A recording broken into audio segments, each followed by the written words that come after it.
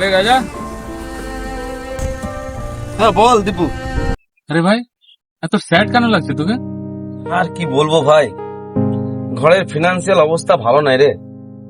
তার মধ্যে স্কুলের মাইনে, তার লোন নিয়ে বসে আছি, ওই লোনের ইএমআই, অবস্থা খুব খারাপ হয়ে যাচ্ছে রে।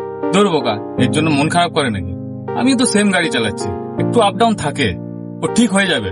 চাপ নিস না, ভালোভাবে গাড়ি চালা।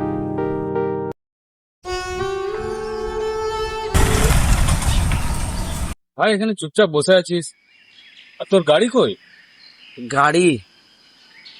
গাড়িও খারাপ হয়ে গেছে রে।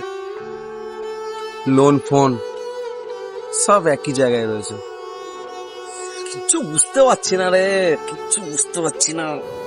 আবার বোকার মতন কথা বলছিস। আরে গাড়ি চলবে, মার্কেটে তো গাড়ি খারাপ হবে।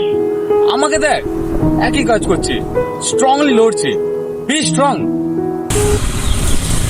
সত্যি একে মানতে হবে, কোনো কিছুতেই হেরে যায় না, সবসময় বি স্ট্রং।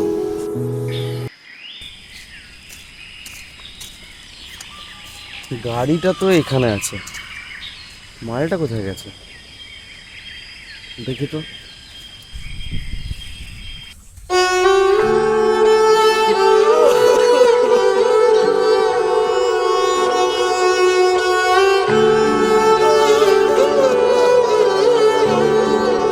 সব পুরুষই তার নিজের পরিবারের জন্য লড়ছে, আর হেরে গেলে কেউ কাঁদে সামনে আর কেউ কাঁদে আড়ালে।